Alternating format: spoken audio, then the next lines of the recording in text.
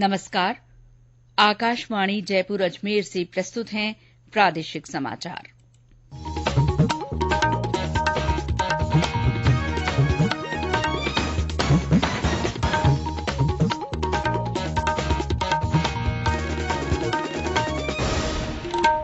मुख्य समाचार।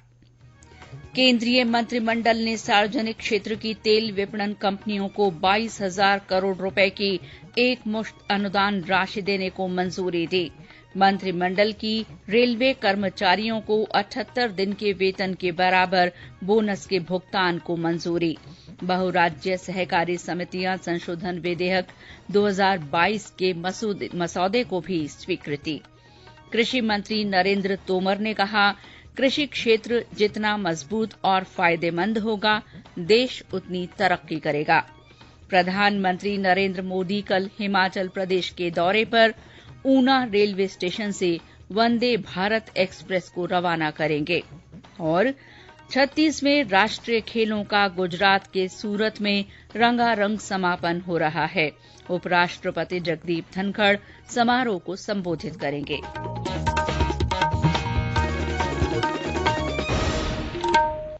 समाचारों के साथ मैं शीला चावला। और अब समाचार विस्तार से। प्रधानमंत्री नरेंद्र मोदी की अध्यक्षता में केंद्रीय मंत्रिमंडल ने सार्वजनिक क्षेत्र की तेल विपणन कंपनियों को 22,000 करोड़ रुपए की एकमुश्त अनुदान राशि देने के पेट्रोलियम और प्राकृतिक गैस मंत्रालय के प्रस्ताव को मंजूरी दे दी है। सूचना और प्रसारण मंत्री अनुराग ठाकुर ने मंत्रिमंडल के फैसलों की जानकारी देते हुए बताया कि इससे घरेलू एलपीजी आपूर्ति निर्बाध रूप से हो सकेगी और मेक इन इंडिया उत्पादों की खरीद का समर्थन भी होगा। इस मंजूरी से तेल विपणन कंपनियों को आत्मनिर्भर भारत अभियान के प्रति अपनी प्रतिबद्धता को जारी रखने में मदद मिलेगी। दुनिया भर में एलपीजी के दाम बहुत बढ़ गए हैं। कुल मिला के देखा जाए लगभग 300% दाम दुनिया के कई देशों में एलपीजी के बढ़े हैं। बढ़े हुए जो दुनिया भर के दाम है उसके मुकाबले भारत में बहुत कम है। उसका बोझ जो हमारी पेट्रोलियम कंपनीज हैं, पब्लिक सेक्टर अंडरटेकिंग की जो ऑयल मार्केटिंग कंपनीज हैं, जून 2020 से लेकर जून 2022 तक 22,000 करोड़ रुपए का जो इन्होंने खर्चा वहन किया है, वो वन टाइम ग्रांट भारत सरकार 22,000 करोड़ रुपए की दे रही है ताकि आम नागरिक के ऊपर, देश की सामान्य जनता जो हमारे देश के नागरिक है उसके ऊपर इसका बोझ ना पड़े। तो उसके लिए one time grant public sector undertaking की ऑयल मार्केटिंग कंपनीज को दी गई है, जिसमें इंडियन ऑयल कॉर्पोरेशन लिमिटेड है, भारत पेट्रोलियम कॉर्पोरेशन लिमिटेड है और हिंदुस्तान पेट्रोलियम कॉर्पोरेशन लिमिटेड है। मंत्रिमंडल ने वित्त वर्ष 2021-22 के लिए रेलवे कर्मचारियों को 78 दिन के वेतन के बराबर उत्पादकता से जुड़े बोनस के भुगतान को मंजूरी दे दी है। इसमें लगभग 11,27,000 अराजपत्रित कर्मचारियों को बोनस दिया जाएगा। मंत्रिमंडल ने बहुराज्य सहकारी समितियां संशोधन विधेयक 2022 के मसौदे को भी मंजूरी दे दी है। इसमें बहुराज्य सहकारिता समिति अधिनियम 2022 में संशोधन का प्रावधान किया गया है। श्री ठाकुर ने बताया कि इस फैसले से बहुराज्य सहकारी समितियों के संचालन में सुधार होगा और पारदर्शिता तथा जवाबदेही बढ़ेगी। ये जो मल्टी स्टेट कोऑपरेटिव सोसाइटीज हैं, इनके बहुत सारे कुप्रबंधन के मामले कई क्षेत्रों में आते थे, चाहे वित्तीय गबन हो या सोसाइटी के चुनाव की बात हो, उसमें विलंब की बात हो। ये जो बदलाव इसमें किए गए हैं, इसमें मल्टी स्टेट कोऑपरेटिव सोसाइटी के रजिस्ट्रेशन को भी सरल किया गया है, गवर्नेंस को भी सुधार लाने के लिए काम किया जाएगा। कृषि और किसान कल्याण मंत्री नरेंद्र सिंह तोमर ने कृषि क्षेत्र को आत्मनिर्भर बनाने के लिए नवीनतम प्रौद्योगिकी और कृषि के पारंपरिक तरीकों के साथ नवाचार के एकीकरण की आवश्यकता पर बल दिया है। उन्होंने कहा कि केंद्र और राज्यों के संयुक्त प्रयासों से महामारी के दौरान भी 3,75,000 करोड़ रुपए के कृषि उत्पादों का निर्यात किया गया। श्री तोमर आज नई दिल्ली में राष्ट्रीय सम्मेलन को संबोधित कर रहे थे। उन्होंने कहा कि कृषि क्षेत्र जितना मजबूत और फायदेमंद होगा, देश उतनी तरक्की करेगा। आज कृषि के समक्ष मौजूदा चुनौतियों पर विचार करने की जरूरत है। प्रधानमंत्री नरेंद्र मोदी कल हिमाचल प्रदेश का दौरा करेंगे। वे ऊना हिमाचल रेलवे स्टेशन से वंदे भारत एक्सप्रेस को रवाना करेंगे। ये देश में चलाई जाने वाली चौथी वंदे भारत ट्रेन होगी। इसके शुरू होने से क्षेत्र में पर्यटन को बढ़ावा मिलेगा और यात्रा का एक आरामदायक तथा तेज गति का संसाधन उपलब्ध होगा। श्री मोदी भारतीय सूचना प्रौद्योगिकी संस्थान ऊना को राष्ट्र को समर्पित करेंगे। उन्होंने 2017 में इस संस्थान की आधारशिला रखी थी। प्रधानमंत्री चंबा में एक समारोह में 2 पनबिजली परियोजनाओं की आधारशिला भी रखेंगे। इनसे सालाना 27 करोड़ यूनिट से अधिक बिजली का उत्पादन होगा। ये समाचार आकाशवाणी जयपुर अजमेर से प्रसारित किए जा रहे हैं। आयुष्मान भारत देश के किसी भी हिस्से के मरीज को देश के किसी भी कोने में लाभ सुनिश्चित करती है और जो पहले असंभव। चला चला से हटका भैया, लाचार नहीं बहना और भैया, हर कोने में पहुंच रहा है सेहत का वरदान। माननीय प्रधानमंत्री श्री नरेंद्र मोदी जी के मार्गदर्शन में सफलतापूर्वक चल रही है आयुष्मान भारत योजना। प्रधानमंत्री जन आरोग्य योजना के अंतर्गत करोड़ों लाभार्थियों को मिल रहा है 5 लाख रुपए तक का मुफ्त उपचार। योजना के तहत सूचीबद्ध सरकारी व निजी अस्पतालों के माध्यम से अब तक करोड़ों लाभार्थियों को मुफ्त उपचार मुहैया कराया गया है। आप भी आयुष्मान भारत योजना में अपनी पात्रता के विषय में जानकारी प्राप्त करने के लिए 14555 पर कॉल करें या अपने नजदीकी CSC या सूचीबद्ध अस्पताल में संपर्क करें। उपराष्ट्रपति जगदीप धनखड़ ने कहा है कि खुशहाल लोकतंत्र के लिए मानवाधिकार अत्यंत जरूरी हैं।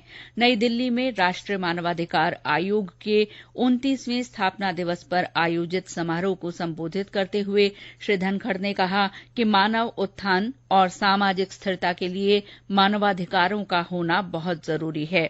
उन्होंने कहा कि राष्ट्रीय मानवाधिकार आयोग समाज के विभिन्न वर्गों के बीच मानवाधिकारों के बारे में लोगों को जागरूक करने में महत्वपूर्ण भूमिका निभा रहा है।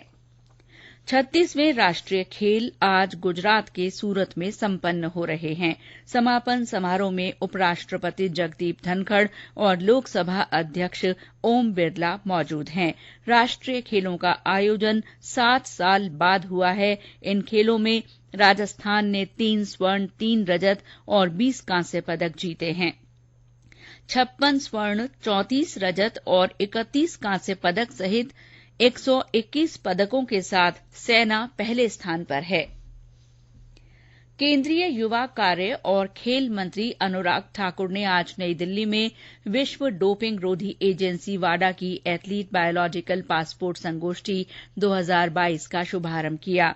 देश में ये आयोजन पहली बार हो रहा है जो राष्ट्रीय डोपिंग रोधी एजेंसी और राष्ट्रीय डोप परीक्षण प्रयोगशाला ने मिलकर किया है। पत्रकारों से बातचीत में श्री ठाकुर ने बताया कि डोपिंग की चुनौतियों से निपटने के लिए सरकार ने कई कदम उठाए हैं। श्री ठाकुर ने कहा कि सरकार ने ताकत बढ़ाने के वास्ते लिए गए पोषक आहार की जांच के लिए राष्ट्रीय फोरेंसिक विज्ञान विश्वविद्यालय और भारतीय खाद्य सुरक्षा और मानक प्राधिकरण के साथ करार किया है। पुलिस महानिदेशक ML लाठर ने आज जयपुर में प्रदेश के 95 पुलिस अधिकारियों और कर्मचारियों को पुलिस पदक, अति उत्कृष्ट सेवा पदक, उत्कृष्ट सेवा पदक, अन्वेषण में उत्कृष्टता के लिए केंद्रीय गृह मंत्री पदक और DGP डिस्क प्रशस्ति रोल देकर सम्मानित किया। इनमें 39 IPS अधिकारी शामिल हैं। इस मौके पर श्री लाठर ने कहा कि पुलिस कर्मियों की तत्परता और मेहनत से लगभग सभी आपराधिक मामलों में दोषियों को सजा मिल रही है। उन्होंने विधि विज्ञान प्रयोगशाला के कार्यों की भी सराहना की। श्री लाठर ने पुलिस पदक अतिरिक्त पुलिस महानिदेशक दिनेश MN, पुलिस महानिरीक्षक जोस मोहन और कांस्टेबल मन मदन नायर को प्रदान किया। विश्व भर में राज्य की पहचान बन चुकी पैलेस ऑन व्हील्स ट्रेन आज फिर से अपनी व्यावसायिक यात्रा शुरू कर रही है। राजस्थान पर्यटन विकास निगम के अध्यक्ष धर्मेंद्र राठौड़ नई दिल्ली के सफदरगंज रेलवे स्टेशन से इस शाही ट्रेन को हरी झंडी दिखाकर रवाना करेंगे। पिछले 40 सालों से चल रही ये शाही ट्रेन कोविड के कारण पिछले 2 साल से बंद थी। इस ट्रेन में सैलानी राजस्थान का 1 सप्ताह का शाही सफर कर सकते हैं। दिल्ली के सफदरजंग से शुरू होकर जयपुर के गांधीनगर स्टेशन पर इस ट्रेन का पहला ठहराव होता है। इसके बाद ये ट्रेन सवाईमाधोपुर, चित्तौड़गढ़, उदयपुर, मारवाड़, जैसलमेर, जोधपुर, भरतपुर होते हुए आगरा पहुंचती है। वहां से ये वापस सफदरजंग दिल्ली आती है। मीडिया से बातचीत में श्री राठौड़ ने बताया कि इस शाही ट्रेन से पूरी दुनिया में राजस्थान की पहचान बनी है। दुनिया में इस तरह की 10 शाही ट्रेन हैं, जिनमें से 9 ट्रेन अभी बंद हैं। इस ट्रेन के चलने से पर्यटन को मजबूती मिलेगी। इसमें आधुनिक साज सज्जा और पर्यटकों की सुविधाओं का समावेश किया गया है। राज्यपाल कलराज मिश्र ने बांसवाड़ा दौरे के दूसरे दिन आज त्रिपुर सुंदरी माता मंदिर में दर्शन किए। उन्होंने इंजीनियरिंग कॉलेज में वेद विद्यापीठ और गुरुकुल गोविंद गुरु विश्वविद्यालय का शिलान्यास किया। इस दौरान राज्य मंत्री अर्जुन सिंह बामनिया भी मौजूद रहे। राज्यपाल ने मीडिया से बातचीत में कहा कि जनजाति क्षेत्र में विकास उनकी पहली प्राथमिकता है। डूंगरपुर में नेहरू युवा केंद्र की ओर से आज युवा महोत्सव का आयोजन किया गया। इसमें चित्रकला, कविता, भाषण, फोटोग्राफी और युवा संवाद प्रतियोगिताएं हुई। इनमें 300 से अधिक प्रतिभागियों ने हिस्सा लिया। झालावाड़ में नेहरू युवा केंद्र की जिला इकाई की ओर से 15 अक्टूबर को युवा महोत्सव आयोजित किया जाएगा। जिला कलेक्टर डॉ भारती दीक्षित ने आज इस कार्यक्रम के पोस्टर का विमोचन किया। झालावाड़ बारां से भाजपा सांसद दुष्यंत सिंह ने बारां जिले में बेमौसम बारिश से फसल खराबे को लेकर अधिकारियों की बैठक ली। उन्होंने नुकसान का जल्दी सर्वे करवाने के निर्देश दिए। बैठक में जिला कलेक्टर नरेंद्र गुप्ता, प्रशासनिक अधिकारी और कृषि विभाग के अधिकारी मौजूद रहे। जालौर के चितलवाना में पहली बार इंडियन पेंगोलिन देखा गया है। ये पेंगोलिन वन विभाग की टीम को मेलावास में एक खेत में प्लास्टिक की जाली में लिपटा हुआ मिला। इसे जयपुर के रेस्क्यू सेंटर भेजा गया है। इसकी खाल बुलेट प्रूफ जैकेट बनाने के काम आती है।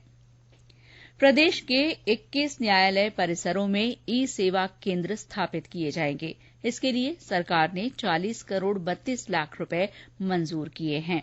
ई सेवा स्थापित होने से आम जन को अपने वाद की स्थिति, सुनवाई की अगली तारीख, निर्णयों तथा आदेशों की प्रतियां, ई फाइलिंग, ई स्टाम्प पेपर की खरीद समेत कई तरह की सुविधाएं मिलेंगी।